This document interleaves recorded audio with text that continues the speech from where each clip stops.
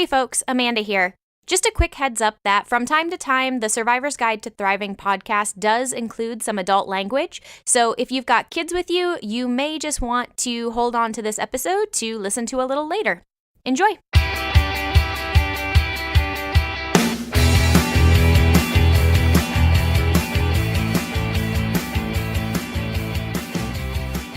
Hello, and welcome to this episode of the Survivor's Guide to Thriving podcast. I'm Amanda Solman, and along with Mark Jewell, your host for this show and the creator of the Surviving to Thriving movement. Each week, we'll dive into the mindsets that keep us in survival mode and learn how to get on the path to a truly thriving life. If you're looking for a wake-up call and want some valuable tools to get there, you have come to the right place. After all, survival is dead. It's your time to thrive today. Now, let's head over to the show. Welcome back to another episode of the Survivor's Guide to Thriving podcast. This is Amanda Solman, and I will be your host this week. And we've actually got some guests in the other two chairs. Instead of Mark, this week I am joined by two other folks off of our team, John Anderson and Christina Gallant. John, Christina, thanks for joining me. Thanks for having us. Yeah, glad to be here. Awesome. Well, this week, the reason I've got John and Christina on is that we thought we would talk about what it is like to be a young leader. So a lot of the folks that we work with, they're still fairly early in their career, but might be in a place where they're starting to get leadership positions, not just informal, but actually formal with titles and teams to manage. And John, Christina, and I have all been in that position in our 20s, given teams to manage. And so we thought we would talk through kind of what our experiences are being young managers and young leaders, and then some things that we learned along the way that maybe other folks can learn from as well. So I figured to get us started, let's lay some groundwork. Let's go with some background. So Christina, maybe you can start us off. What was your journey into a formal leadership role? Yeah. So in high school and college, I was in FFA. So at the chapter level, the local level, and then at the state level. So that was kind of my first taste of leadership outside of, me being a little sassy back at home.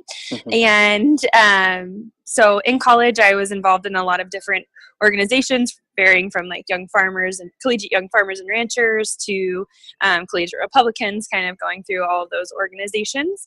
And when I graduated from University of Delaware, I fully expected to have a job at DuPont. And it was during a time that the economy took a nosedive, especially on the East Coast. And so my position was actually eliminated about 32 days. It's pretty scarred into my memory before my start date. So I was faced with the choice to either move to a tiny town and work on a cotton publication or start looking for another job. I knew nothing about cotton, so I was like, I feel like I should actually look for another job. Fast forward, ran into a guy in the lobby and started chatting him up. He had dropped a pen, so I picked it up and handed it to him. 7 rounds of interviews later, I'd been accepted into the executive development program for Macy's East, which is a retail company. So total 180 from the direction that I thought I was going in. My parents, my family, my boyfriend at the time, like just totally plot twisted that situation. And that was my first formal management role. Was out of college. I completed the executive development program for Macy's and got placed in Baltimore. So yeah, I had a $3 million department with 21 employees, and we'll go into all those details. But yeah, it was the ag girl that wound up in the Chanel department. I don't really know how that happened. That's awesome. I've actually never heard that backstory from you. So I love it. If you're listening, we took some notes ahead of this so we can kind of start thinking about the topic. And Christina, when you put down that you were 21 running a $3 million department, I had no idea what you were talking about. So that is a really interesting story. I like it. And yes, we will definitely get into kind of how that has evolved over time. But John, I'm going to let you dive in too. So walk us through kind of what were the early path for you to a leadership role, formal? Yeah, so mine's a little bit different than Christina's, where I was never really in all them groups, like FFA and stuff like that. I played basketball as a captain of a basketball team, but I wouldn't really call that much of a leadership role. But really, my leadership role started after I graduated college and got into my career. I started working as a formulator in this nutrition company, and I was there for probably, I don't know, probably 4 years until maybe 3 years until I really got my leadership role, my like actual like position, the title, right? Um, but I had to work myself up there, and since I didn't have that training, like that FFA and all them other groups provide, for me, I had to learn the hard way. I had to take it upon myself a little bit more to kind of figure out what is a leader, and things like that.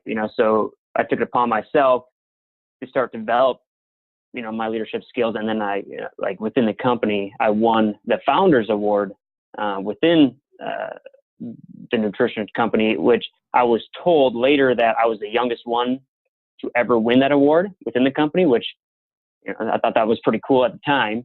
But then shortly after I won that, I got into more of the formal leadership role as far as like a research coordinator and then the formulation manager, working both of them with both teams at the same time. So that's kind of where, or how my leadership formed a little bit.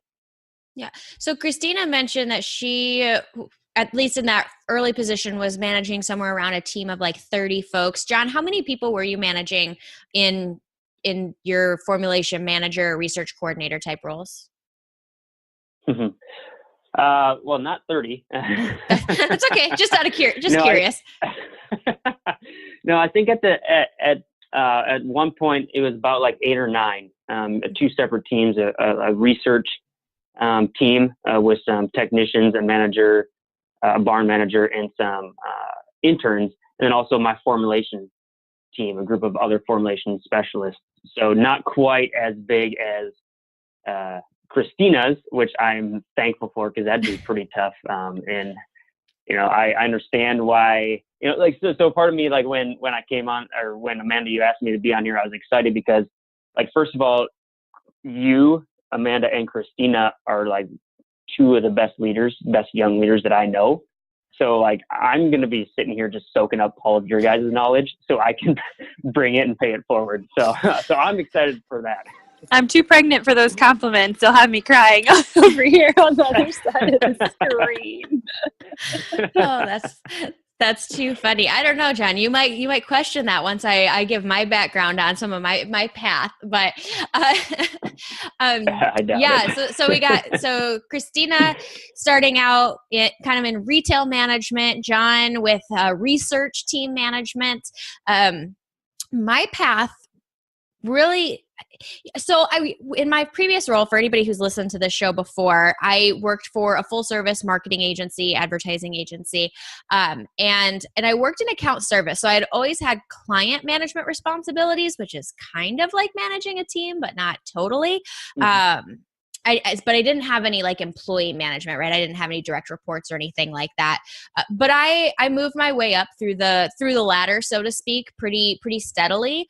And so after about 3 years, I was actually offered a supervisor position. I had been doing some more informal management, like, hey, kind of really work closely with some of these younger employees, but it hadn't been formal. And honestly, when I was first offered the supervisor position, I turned it down, which, yes, that is an idiot move. Don't do that. But at the time, I really didn't feel ready. I was 26. I was like, oh my gosh, I can't manage people. Like I'm not ready for this. People who have manager in their title, like they're way more experienced and way more mature and way more ready for this than I am. And so like at the time I said, nope, that's fine. I'll just stay where I'm at. Thanks.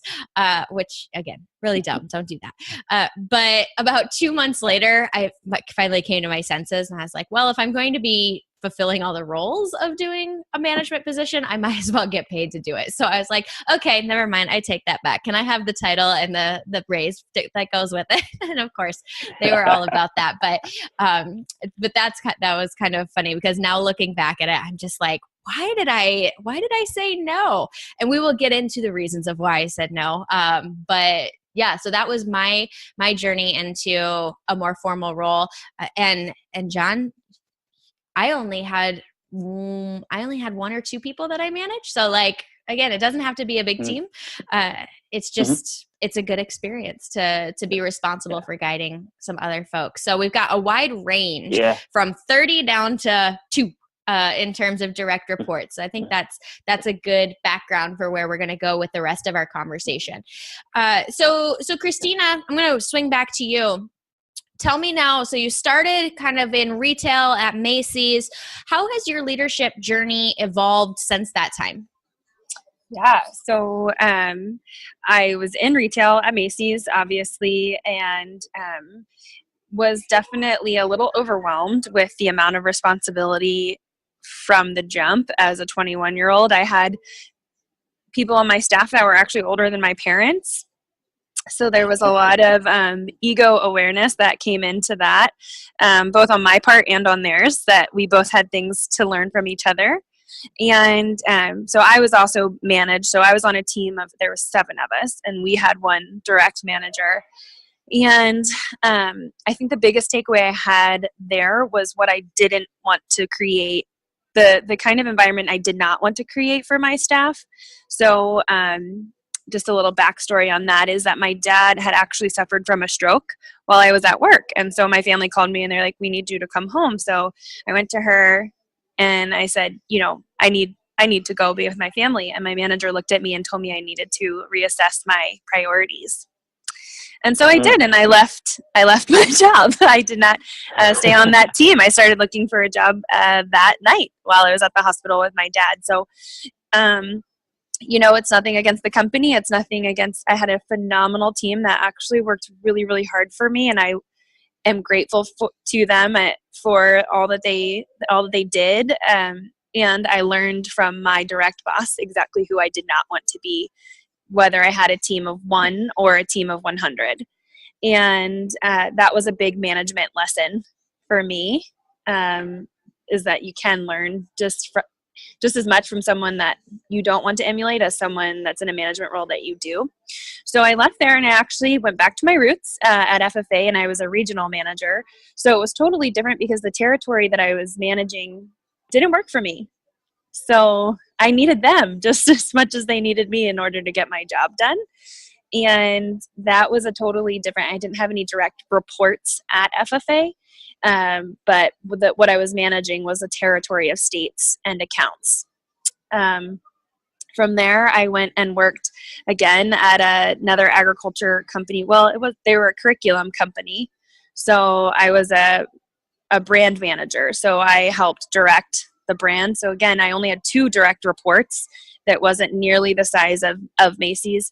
And then I needed to move back to the East Coast. So I left my job there, moved back to the East Coast to be closer to family, and then started working at Lululemon. So I found myself back in retail, which I swore up and down I would never go back to retail ever again. And it started as I was just using it as a filler job to find out what I wanted to actually be when I grew up, right? And fast forward, it was my second day of training there, and I started to learn more about the culture of Lululemon and what they stand for around like training and development and community, and fell completely in love. So my team has ranged in size from 13 direct reports, from 4 direct reports, all the way up to 45 direct reports, just depending on the time of year and the business that the quarterly business needs. So some are temporary, some are permanent roles. And yeah, that's been my journey through management. Excellent. Thank you for sharing that. And then, John, I think you and I are kind of in similar places where we manage folks in our last role, but we don't have any direct reports in our current role here at MJST, other than, working with clients and that sort of thing. It's a little different here because, we're so small, right? We're 4 people with 2 primary contractors, of which Christina is one of them. And so we all report to Mark. Like, the team's not big, not super big. So Mark is all of our bosses. But obviously we're hoping to grow the team eventually. And so maybe that'll change in the future. But I think that highlights, more informal leadership, I would say, right? Like, I don't have positional leadership with other teammates, but obviously there's a way to serve as a leader without having direct reports. Yeah. I mean, go ahead. Yeah. I mean, leadership, really leadership's not, it doesn't always have to be a title, right? Leadership is influence, if you listen to John Maxwell at all. And that's what Amanda and Christina, that's what we do. We may not be leading, Christina, you probably still are, but Amanda and I, we're not leading people directly, but on our coaching calls, we're leading people, we're influencing people, and really we're influencing other companies' leaders, and that's, to me, that even is more powerful than being the direct leader, because we get to touch so many more people and so many more leaders than just our direct reports. So that's what I love about this dynamic here. Yeah, something I would definitely piggyback off of that, John, is that who you are as a leader to your direct reports is who you are as a leader to your peers, is who you are as a leader to your friends, to your family, and the list goes on and on and on. You just have a different end goal, right? Like, sometimes it's financial and it's actually like, we need to drive this business to this level and here's how we're going to do it. But if I didn't have the support of my peers or the collaboration from my team, regardless of if it's this team giving me pointers when I'm leading coaching calls, or the support of my peers at Lululemon, or the support of Drew at home, like, I would not be successful regardless, like, among building the ultimate life, right? Or building your best life that we are so focused on helping all these individuals create. It's recognizing that there is a place for everyone, and how I show up in one place is how I should show up in every aspect. Absolutely. So let's get down into some real tangible experiences, tips, feedback, that sort of thing. So when you both were young leaders, again, in your early 20s, what were some of the roadblocks or challenges that you faced? Maybe I'll just keep this order going. Christina, do you want to start us off? What were some of the challenges you dealt with?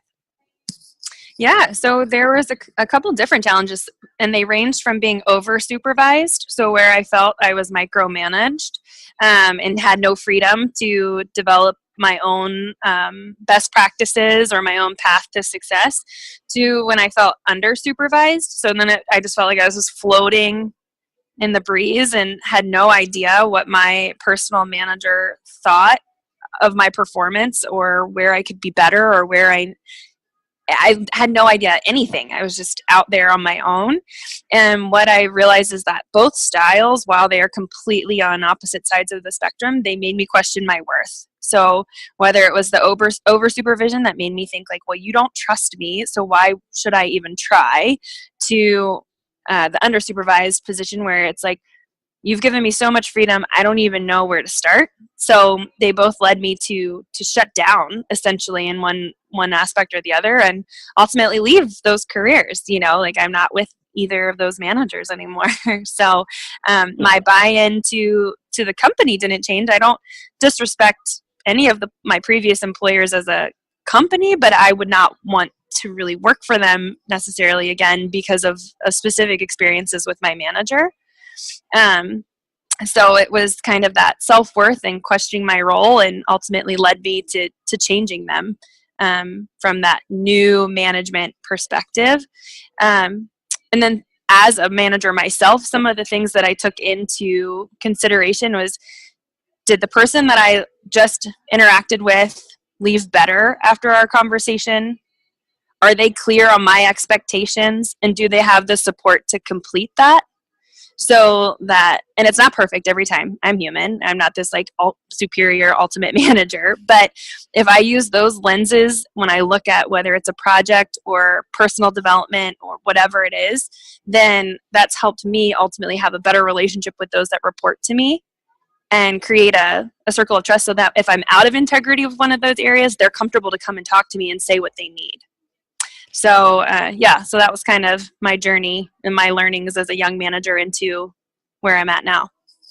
I want to point out something that you said that I think a lot of young managers go through, and that is how they're taught how to be a manager. So the reality is, like, in a lot of companies, we don't teach people how to manage. And so therefore the only way we learn is based on who we've seen do it before. So you're really right at the luck of the draw as to, have you had good managers in the past, bad managers in the past? Who do you have currently, right? Because even if you're a leader, you still answer to someone.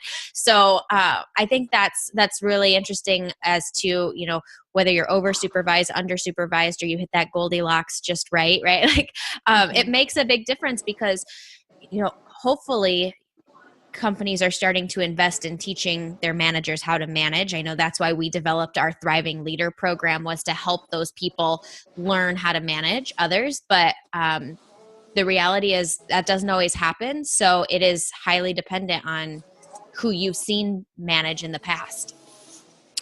John, what about you? What were some challenges or roadblocks that you faced as you moved into a management position? So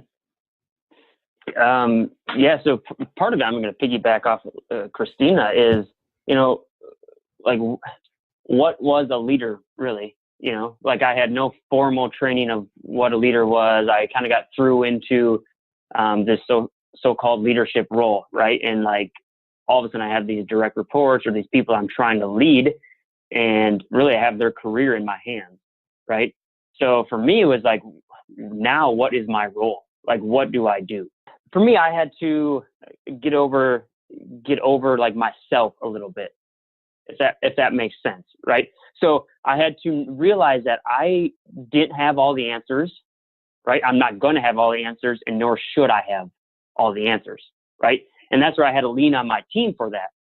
You know, so my purpose really, and my role as a leader that I found out, you know, was that I had to develop my team. You know, I basically just had to be that person that guided the team and make sure that they were successful as individuals and as a team. You know, and it took me a while to kind of figure that out, to get over myself. So really, my roadblock was myself, to get, you know, to put my ego aside, get over my own success and my own virtues or whatever, you know, and help my team lead. And once I got over that, once I started working on my team and developing them, that's when I feel like I became a better leader. And that's when I really kind of understood what leadership is. Does that make sense? Yeah, definitely. And I think one of the things we're going to talk about later is the idea of understanding expectations of others, whether that's the people who report to you or the people you report to. Because I think that's so true, is oftentimes we promote people into a management position because they were good at what they used to do.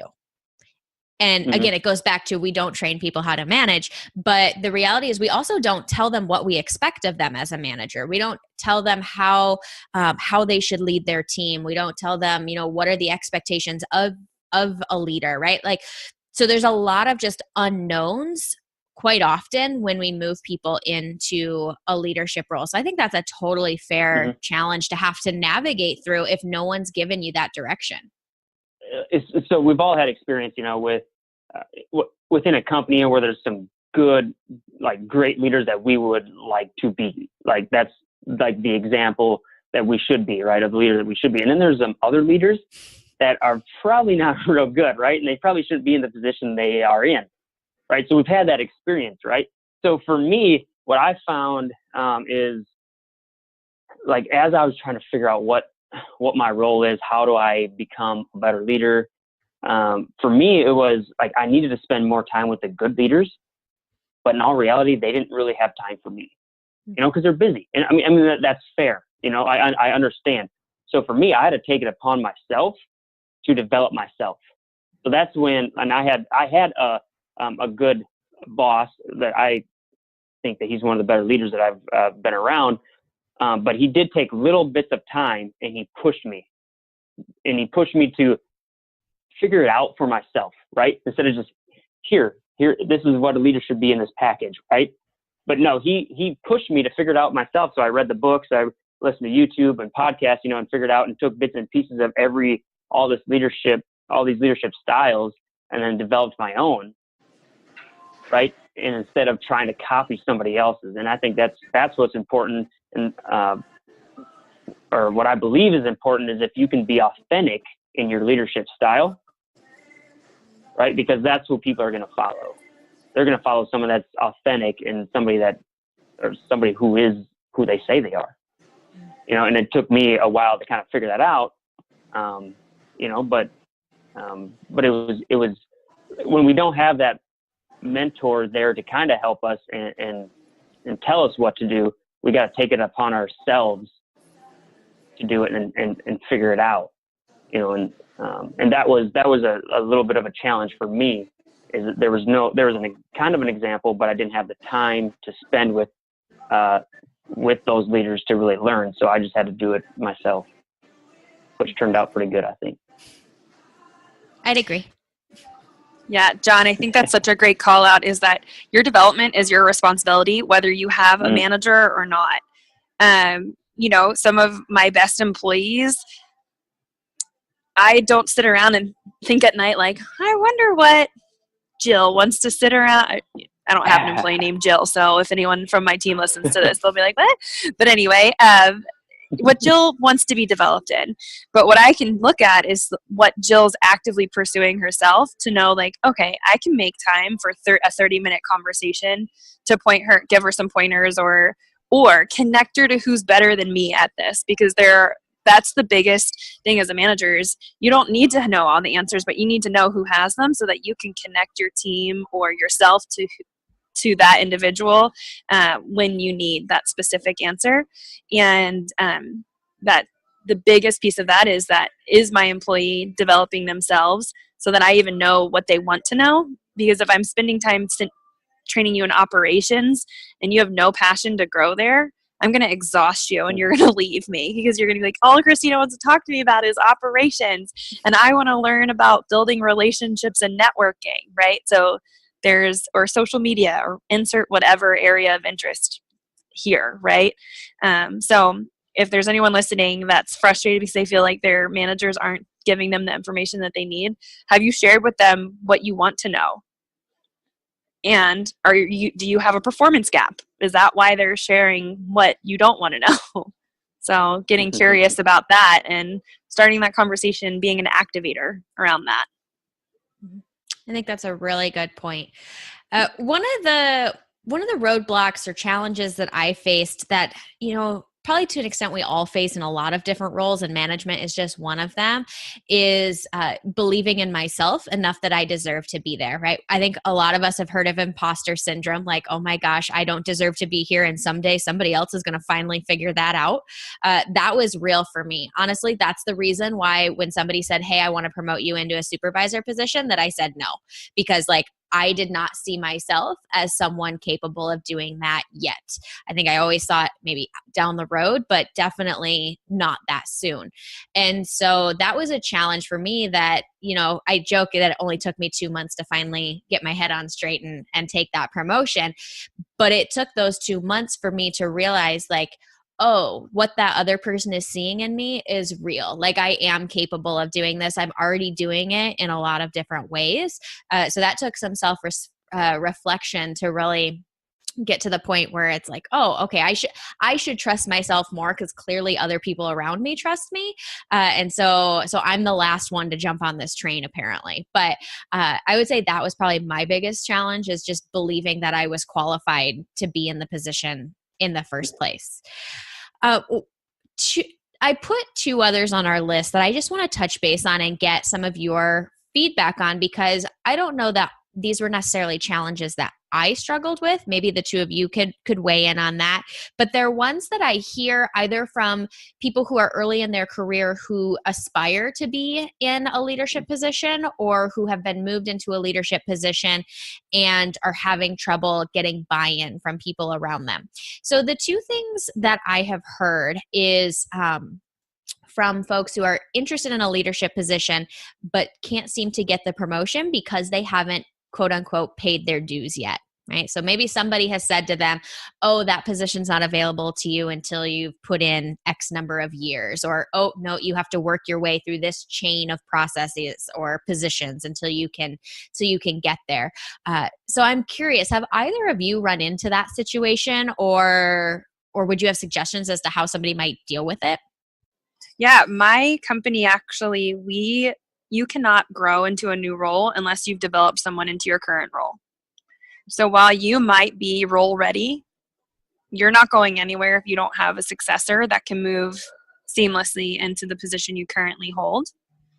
And that can be frustrating sometimes, because sometimes you're on totally different development calendars where something might come a little bit more naturally for you. So you're role ready, and then you're sitting there with someone that you're like, crap, you're 3 to 6 months out. I get frustrated by that very easily. And because I'm like, go, go, go, go, go. But what I will say has been one of the benefits of that is that I really had to ask myself, like, am I a pro at this role?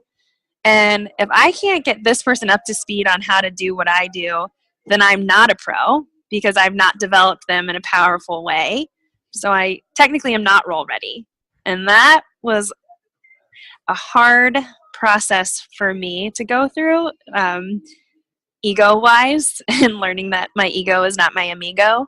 And yeah, I cannot come up with a saying for any of those things, because that was literally what I had to do to kind of slow myself down. And then there's some companies that say you need to be in role for 2 years before you get promoted. And to that I say, that's not true. And maybe monitor how you say that and who you say that to.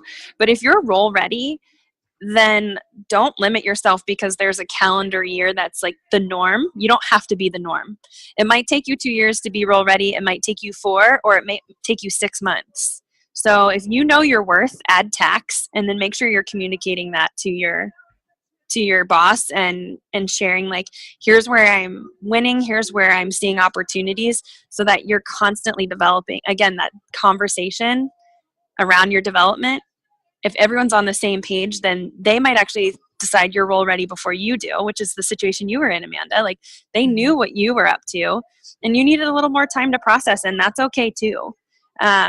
So it's just like knowing what you're uniquely qualified to bring to the table, and not letting what the normal rule of thumb is control you and deflate you, because that doesn't mean that has to be your normal. Absolutely. I think this is really a two-part challenge. So on one hand, if you are the person who is interested in moving into a new role, but you're either getting messages or you're making messages up in your head, because I know some people who do this too, that says, I can't move into that role until I've been here or been in my current role for a certain amount of time. If you think you are ready, to use your language, Christina, if you think you are role ready, then that's on you to go communicate the results that you have had that make you role ready. So you get to go do a sales pitch, right? And so you get to prove why you don't need another year to be ready for this job, why you are ready to step into it now. To be real honest, we're not always good at that sales pitch.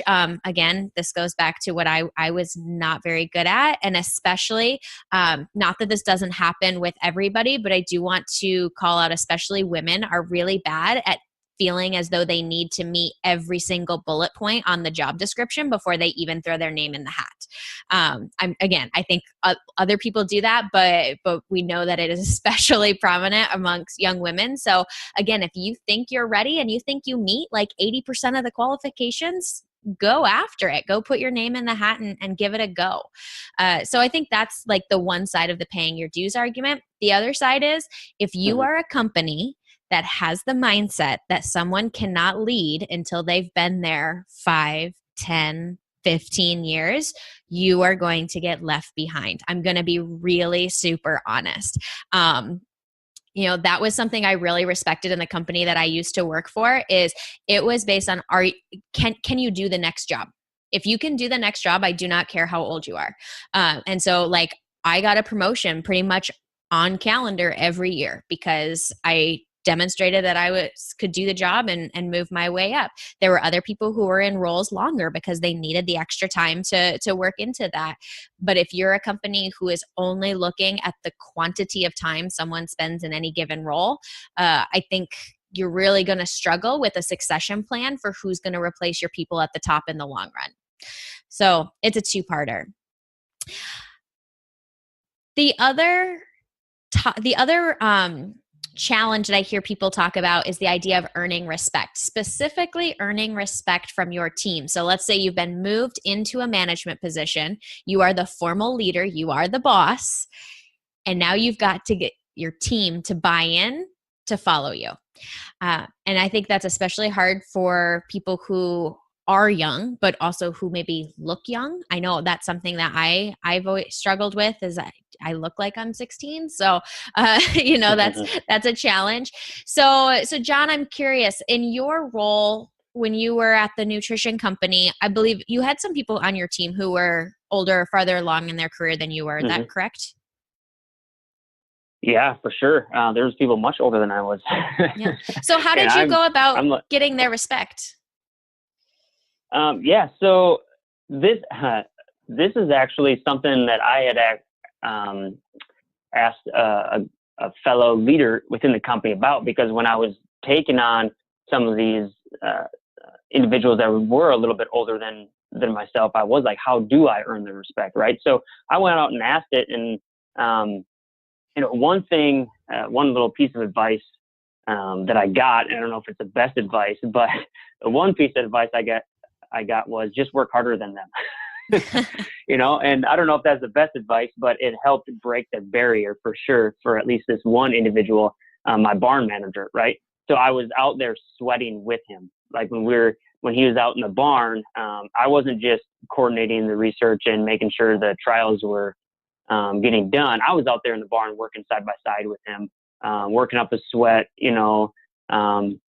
and doing all the grunt work alongside with him. And that was the time that we could actually bond, and that's when I earned his respect a little bit too. But I think, and that helped me. But I think the one thing for me that helps earn respect is to give respect back, because like when you're in a position like that, like they are going to look at you like, what is this? How is this kid going to lead me? I've been in this field or this career for 20 plus years, he's not even 20 years old, So like for me, it's just give respect back and be a little bit humble, and then like be confident in yourself and your abilities. Like what you mentioned earlier, Amanda, is believe in yourself and believe in what you can do, but also know exactly where you stand. So like, don't think you know everything, because they've got 20 plus years of experience, 30 plus years of experience, I guess in this one individual's case, of things that I don't know. Right. So, and I knew that, and I would ask him, I'm like, okay, so this has been my experience. Let me ask you, what is your experience? Like how should we do this? And let's, instead of me just making up the rules and, cracking the whip, like, let's solve this as a problem or as a team, rather than just me. Let's figure it out together, and then by doing that, that's how I earn the respect, is kind of checking my ego at the door, giving them respect, and then helping getting them to buy in too. And then once they do that, then they kind of understand that you're not just out for yourself, and you're actually going to ask them for their opinion and take in their experience, and use it to help help the team. Yeah, I think one of the things that I was thinking as you were talking is that if you can demonstrate that you'll go to bat for your team, Like that will go a long way. And that can look a lot of different ways. It might mean getting in the trenches with them and doing the work that needs to be done. It also might mean going to your bosses and selling something that your team wants to accomplish. Like if your team can see like, I will stand up for you, I will go to bat for you, I will be there with you when things are hard, that goes a long way in earning respect. But the point I really want to emphasize that you said, John, is you've got to respect yourself in order to have others respect you. So that goes to believing in yourself, trusting in yourself, because that energy will emanate and people will flock to that for sure. For sure. Mm-hmm. Yeah. I want to keep us moving because we have so much good stuff to talk about on this topic, but I also know that we all have other things we need to get done today. So let's keep rolling. The next topic that I wanted to dig into is, what do you wish that you had known when you were a young leader? So John, I'm going to go back to you. What was something that you, kind of looking back now, you wish you had known when you first got promoted into a management role?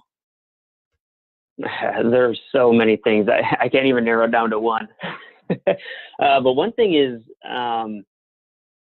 one of the bigger things I think is be an advocate for myself, speak up for myself and share what my true thoughts were.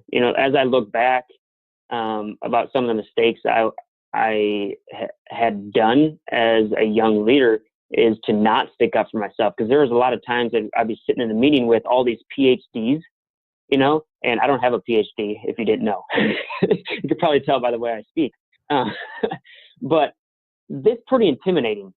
And you sit in like a round table full of PhDs, like it takes a lot of courage to speak up and share your opinions. And there was a lot of times that I thought that we should have done something differently as far as like the research side goes, for example, but I didn't speak up.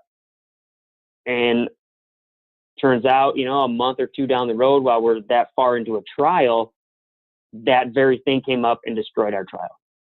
And I wish I would have spoke up. And if I would have spoke up, we could have, like, the trial could have been saved, or that issue would have been prevented. So, like, for me, it was like, don't be afraid to speak up. That is how you learn, and if you speak up and somebody says, no, you're wrong, well, no big deal. Now you know, right? But I was too afraid to speak up sometimes, and share my opinion, and that could have saved us a lot. Probably saved us a lot of money and time on these trials. And that's probably the biggest thing that I wish I would have known as a young leader, is just to be an advocate of myself. Speak up when you feel like you need to, when you called, because we all know what that feels like when you feel like you should speak up and share your opinion. That's probably the biggest thing for me.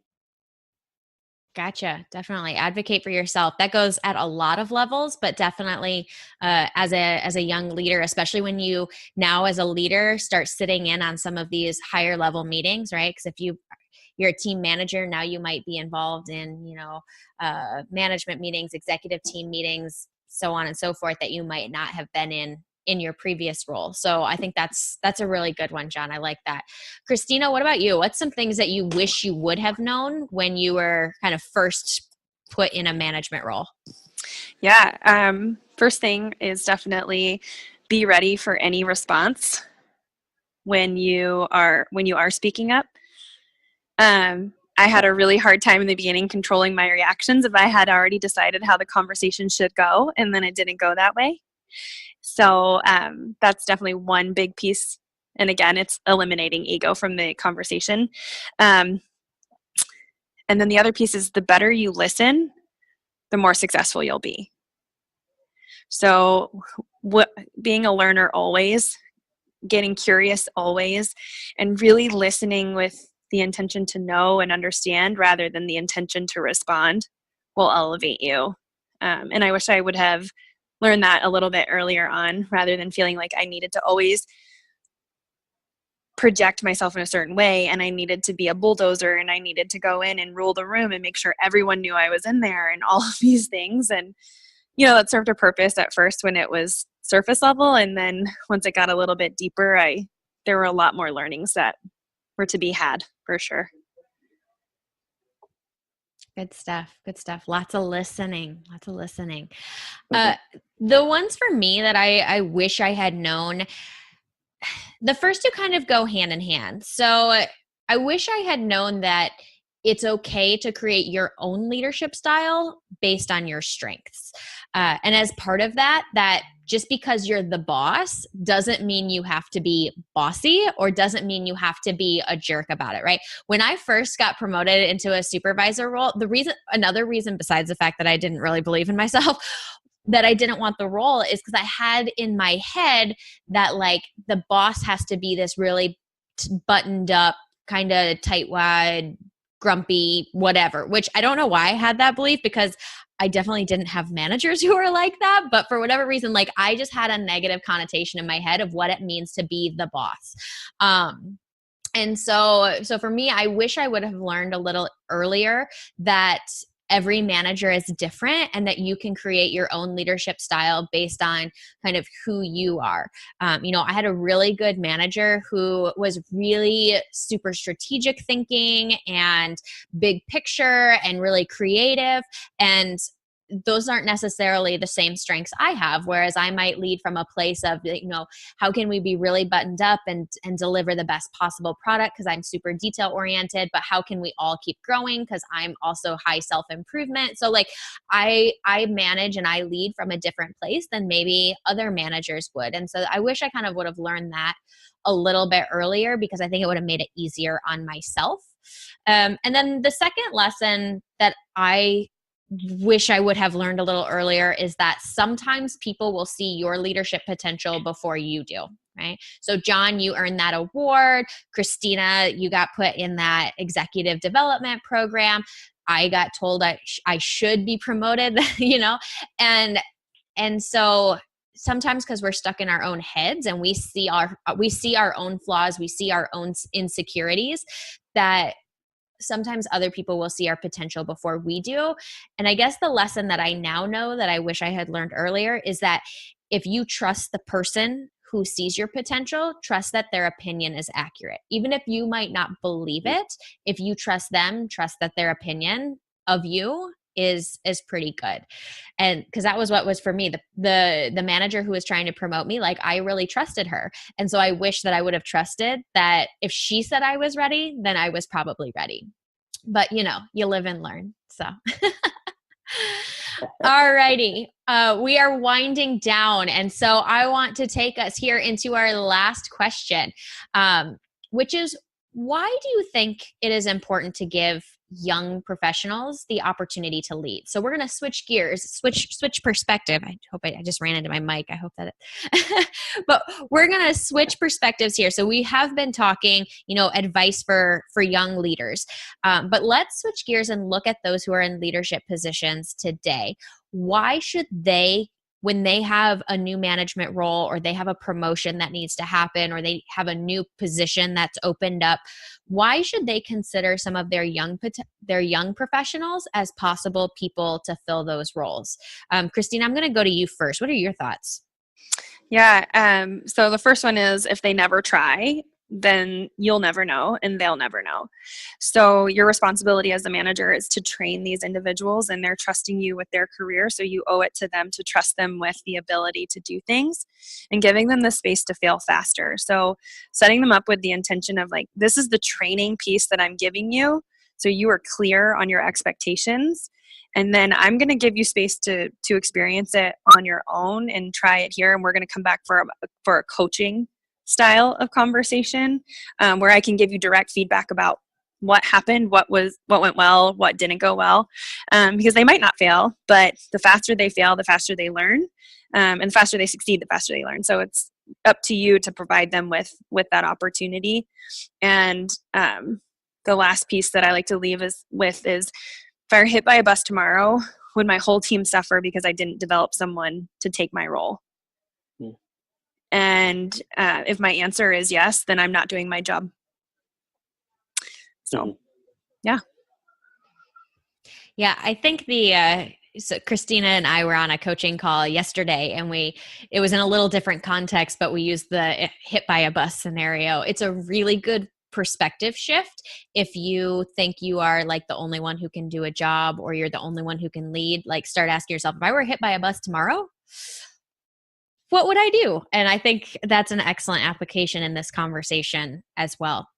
John, what about you? Why should current managers start looking to their young professionals to fill leadership roles? Mm-hmm. Yeah. So like I don't know how this saying exactly goes, but like the company lives and dies by the leader, right? So if we're not developing these young leaders, as they're coming into a company, then who's going to lead the company in the future? Like once that manager gets to the retirement age, or leaves the company or gets hit by a bus, right? Hopefully not. Who's going to fill their shoes? Right. And I think that's where us young professionals have to step up, and we have to learn how to lead, but we have to be given that opportunity. Right. So, I mean, part of it goes to the current leaders right now in the organizations to give us that opportunity and let us develop our leadership style and like Christina said, coach us into it a little bit. Right. But as leaders, or as young professionals, we also have to be taking the necessary steps to develop ourselves so we are ready when our leader calls us and say, hey, let's help you out a little bit in your career and get you to leading people. So I think it goes both ways. But the thing is like we are the future. Right. So we have to like learn how to lead sometime. And the best way, so I was listening to a podcast the other day. Players learn how to play the game during the game. And that's how leaders learn how to lead, is they learn how to lead when they're leading people. Because that's when they make the mistakes, they learn right from their mistakes, and then they can grow. And I think that's what we need to do, is bring these young people in and start developing them at a young age so they can become the leader that we need them to be for our companies for the future, to survive, really, for our companies to survive. There's a couple of things in there that I think are really important. And one is that it's almost like succession planning, right? So obviously a lot of the clients we work with are in agriculture, and we're always talking about succession planning with the farm. Where are we going to hand the farm to in the next generation? Who's going to keep the farm going in the future, right? But we don't always talk about that in the business world. So if you're a manager now, think about it as if it's your succession plan. Who's going to fill your role in the future? Who's going to take this business from where it is today to where it could be 10, 20, 50 years from now? It is just like creating a succession plan on the farm, only for your business. The second piece of that, though, is instead of waiting until all of our baby boomers, all of our older Xers retire and all that knowledge and skill goes with them, like, let's develop the next generation of leaders today while that knowledge and skill is still in the office and can be used to mentor those folks, right? Like, let's not wait until that knowledge and skill goes out the door and then we're here trying to pick up the pieces and figure it out. I love when I talk to companies who maybe they send somebody to training with us, and maybe they might not tell that person, but they tell us on the manager calls, right? Like, I'm grooming this person to be the next GM, or I'm training this person to be the next sales manager, right? Like, or whatever it is, because I know they're thinking in the long run, that they're thinking beyond the current role that this person is in, and they're actually proactively preparing them. So that's something to think about as you look through your organization. Who is there today that could be in your spot someday? And if you say no one, back to Christina's point, like, you got some work to do. It's much easier to build someone from within than to constantly have to go find somebody from without. Not that there aren't reasons for going outside of, but like, homegrown talent is really good.